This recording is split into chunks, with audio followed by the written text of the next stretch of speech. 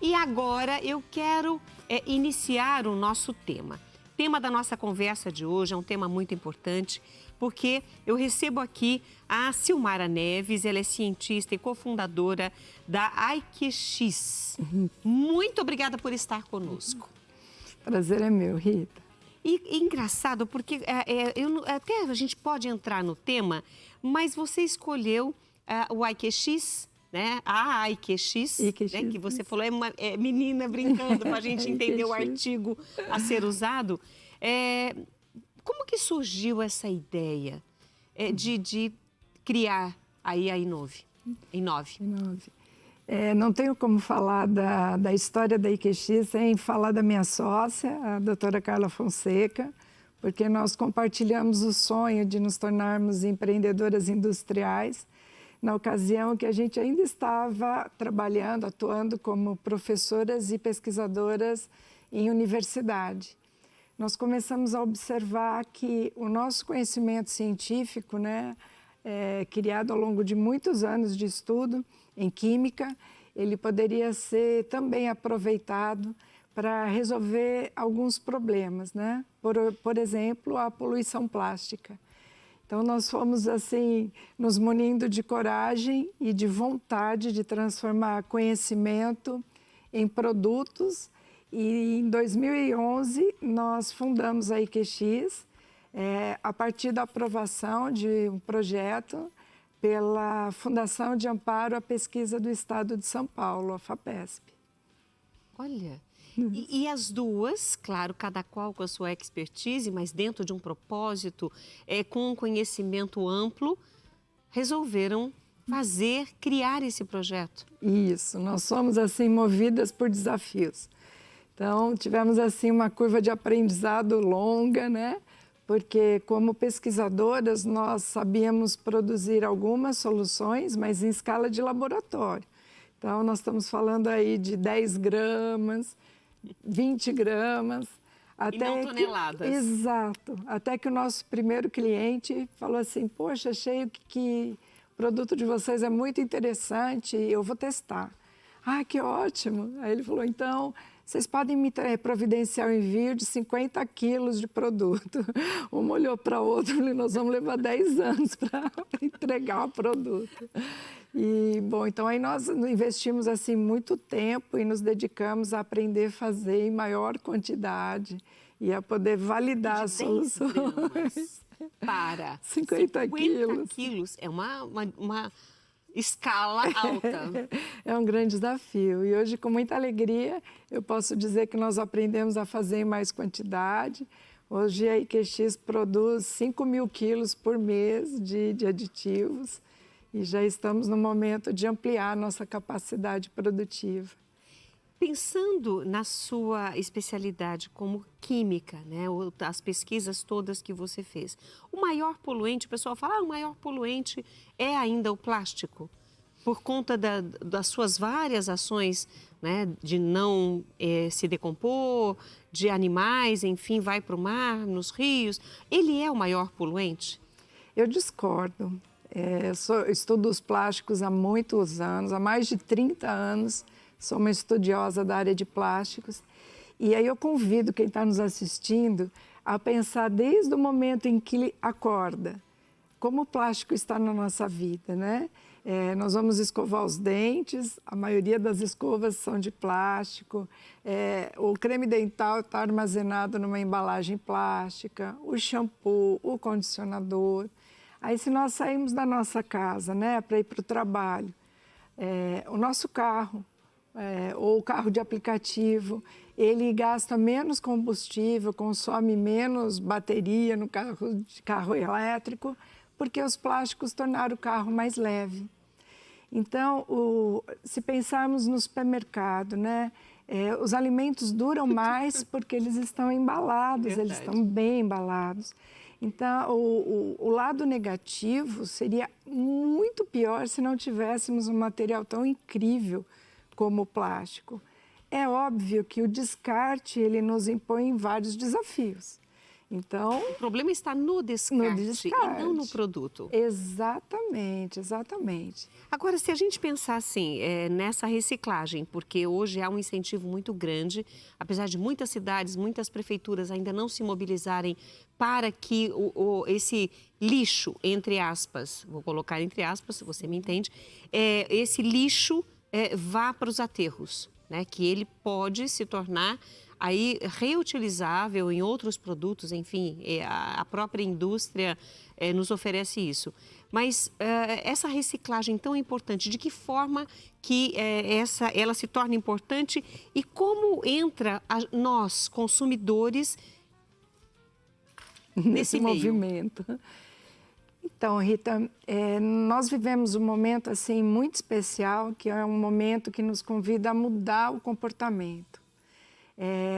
As gerações mais antigas e até mesmo a nossa, ela é fruto da Revolução Industrial, onde, né, a sociedade aprendeu a extrair recursos naturais, transformar em produtos que são vendidos e depois são descartados. Nas últimas décadas, você que está em casa nos ouvindo pode verificar que os produtos começaram a durar até menos. Antes você comprava um refrigerador, ele durava 10, 15 anos. Ou mais. Ou mais. Hoje não é tão comum, assim, vários outros produtos, até do nosso uso cotidiano. Isso por quê? Para estimular mais produção, mais consumo e mais descarte. Só que os recursos são finitos, né? E os lugares para armazenar o descartado também. Nós não vamos transformar o planeta num imenso lixão. Então, é preciso mudar dessa economia linear de extrair, produzir, consumir e jogar fora para uma economia circular. Então, eu vou extrair só se for realmente preciso. Nós vamos produzir, manter os produtos, né, em uso pelo maior tempo possível. E quando não for possível mais utilizá-lo, ele vai para reciclagem. É a reciclagem que faz a possibilidade da circularidade. E aí é óbvio que é preciso atender vários requisitos, né, para intensificar a reciclagem, mas as tecnologias estão aí e a educação ambiental também. Então, vamos juntos, né, mudar o comportamento, mudar a forma de nos relacionarmos com os produtos, né, de forma a ter um respeito maior, porque cada um deles veio da natureza. A maioria dos chefes que vêm aqui fazer receitas, eu vou falar a grande maioria, porque muitos deles já têm essa consciência e como professores também, eles passam para os alunos. Descascar mais, desembalar menos. Exato. Eu acho que essa também já é uma consciência em relação àquilo que nos alimentamos. Porque quando você falou, levanta a escova de dente, a pasta de dente, depois quando a gente sai de casa, não. Dentro de casa, quando a gente vai para o café da manhã, tudo está embalado em plástico. O que você compra no supermercado, ali vai o almoço, enfim, tudo dentro. A roupa, né? A roupa. Poliéster. E aí a gente falou sobre o plástico, que inclusive é o foco da sua pesquisa, mas você colocou as várias situações. Então ele não é vilão, ele é solução. Exato. Mas nós o tornamos vilão quando descartamos e não reciclamos. Exato. Porque ele pode voltar, se não mais para os alimentos, volta em outros produtos, nas próprias lixeiras, né, nos sacos que vamos embalar o nosso lixo, fazendo a seleção do orgânico para o reciclável. Quer dizer, olharmos o plástico não como o vilão, como a coisa ruim, como o mais poluente, como eu falei no início, mas com um olhar realmente mais consciente. É isso? Exatamente, Rita. E esse movimento, né, de mudança de comportamento, conscientização, ele é um movimento feito em colaboração. Exige, né, de toda a sociedade a colaboração. Então, quem produz os alimentos que precisam ser embalados, vamos por o exemplo do plástico, então ele tem que se associar a quem desenvolve embalagens para que use, né, a menor mistura de plásticos diferentes na mesma embalagem, já pensando no retorno desse material para o ciclo produtivo. Então, esse movimento é um movimento de impacto social, porque a reciclagem depende dos catadores. E os catadores, né, ao ter mais materiais adequados, bem separados para a reciclagem, eles têm condição de aumentar a renda. A maioria dos catadores são mulheres, são chefes de família. Então, há um ciclo virtuoso muito lindo de ser vivido a partir dessas mudanças de hábitos, a partir de um consumo consciente, de uma separação de materiais mais consciente.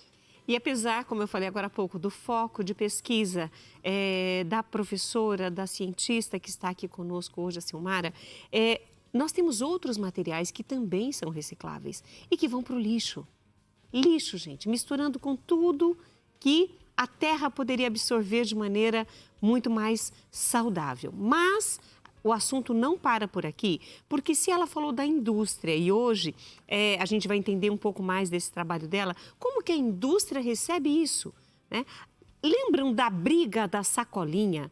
Vocês lembram disso? E aí, a partir dessa briga da sacolinha, porque tinham muitos animais, morreram por conta de achar que era uma alga bonita, fazendo assim lá no mar, e muitos morreram e houve assim uma luta muito grande em relação ao plástico. Isso fez com que a indústria se chacoalhasse e começando nas universidades as pesquisas e depois chegando até a indústria na produção de coisas que se decompõem com muita rapidez, né?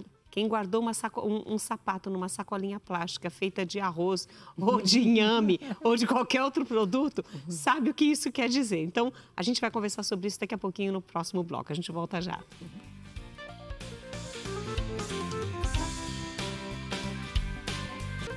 Hoje o programa Mulher.com recebe a professora, a cientista, cofundadora da IQX, Silmara Neves. E nós conversamos sobre tantas coisas em relação principalmente ao plástico, que é o foco de pesquisa dela, mas a gente chegou agora na indústria, porque o que eram 10 gramas se tornaram 50 quilos e depois se tornaram toneladas. Então, para a gente entender que produto é esse, por que ele é tão importante e por que a indústria precisa desse produto para a renovação destes materiais, principalmente o plástico. A gente continua aqui a nossa conversa com a Silmara. Silmara, você trouxe imagens e você prefere falar das imagens primeiro, mostrar para nós, porque eu fiquei encantada com o material que está aqui na mesa. O que você prefere? Prefiro começar mostrando Vamos mostrar, a aplicação então, aqui do material. Eu vou tirar até a orquídea daqui, vou colocar ela para cá, olha, para ficar bem bonitinha, mas você ter essa oportunidade de mostrar. Tá ótimo. Bem, todos nós na nossa casa já consumimos e consumimos com maior ou menor frequência produtos, por exemplo, os embutidos, né? Aí teriam salsichas, nós temos também carnes, queijos, né?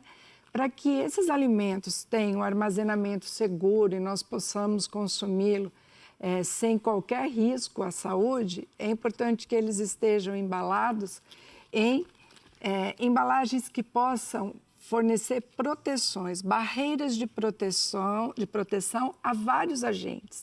Então, o que estraga um alimento? Contato com oxigênio, contato com a umidade, contato com micróbios. Então, as embalagens, a gente olhando assim, parece um filme plástico comum, mas aqui tem 9 camadas de plásticos diferentes.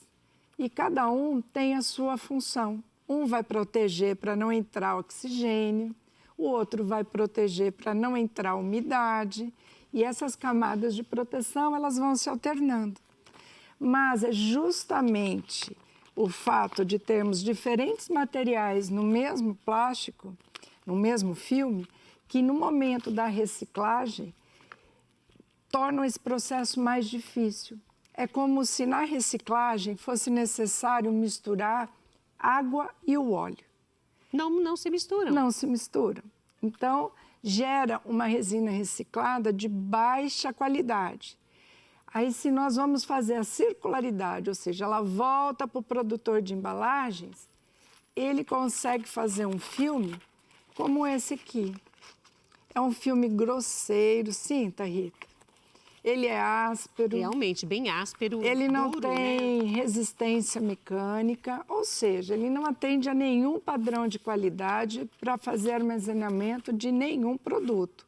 Que sequer alimentos. Sim, ainda mais alimentos. Aí o que acontece? Não tem valor comercial, não tem valor técnico.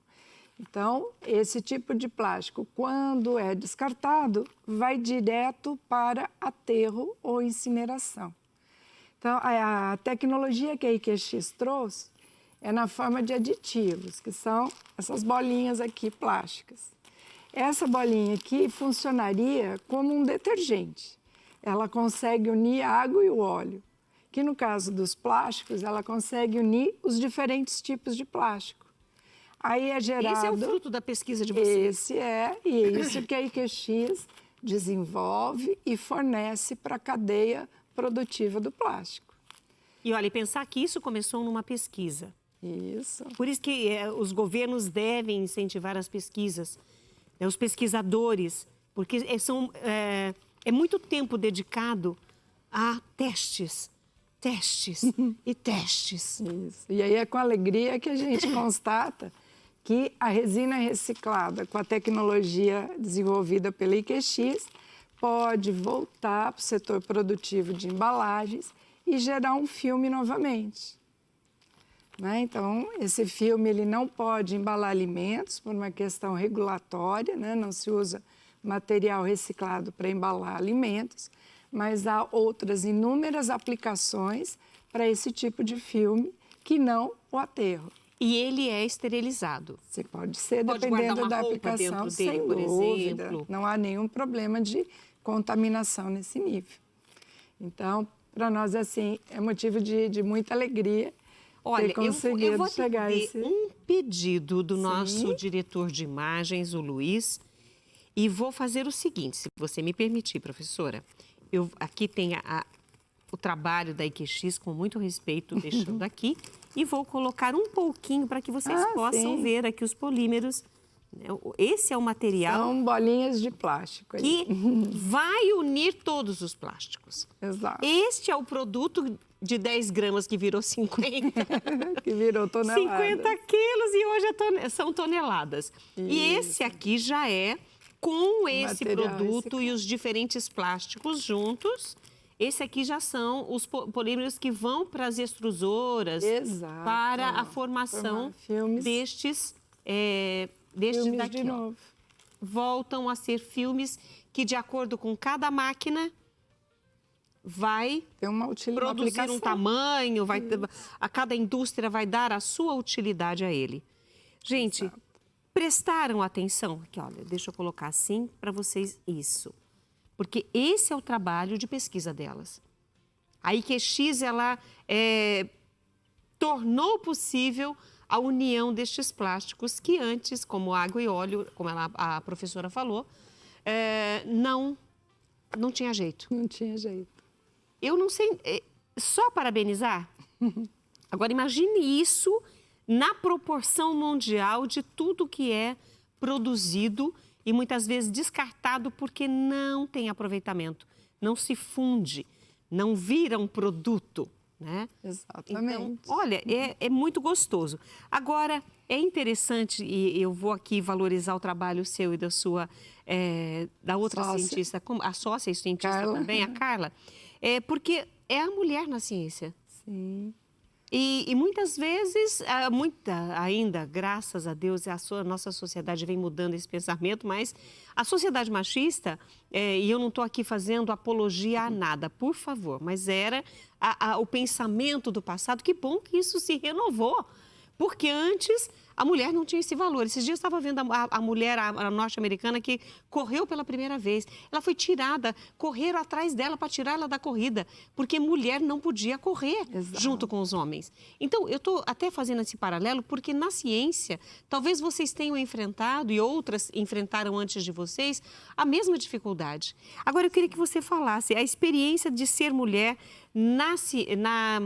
dentro da ciência e ainda liderar uma startup criando um produto inovador como esse?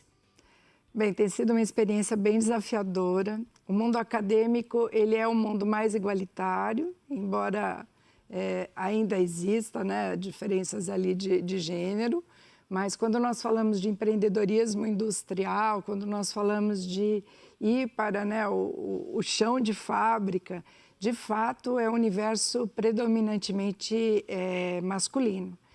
E aí coube a nós, a minha, Carla, não nos intimidarmos com a diferença de gênero, mas buscar nos olhares diferentes sobre o mesmo problema, soluções em conjunto.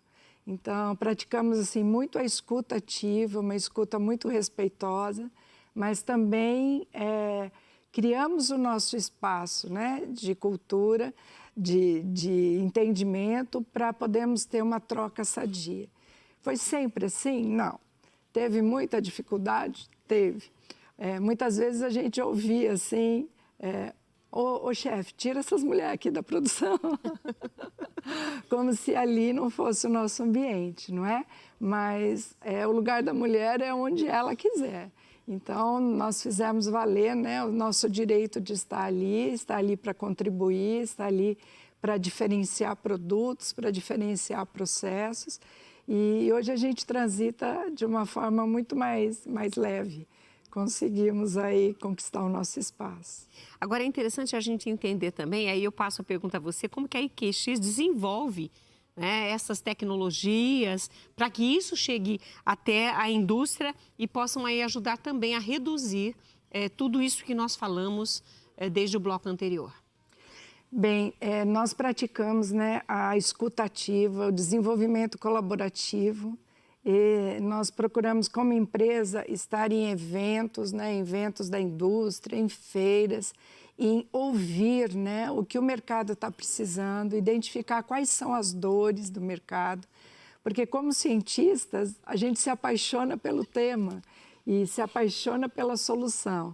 Mas, como empresárias, nós aprendemos ao longo aí dos nossos 14 anos de empresa a focar no problema.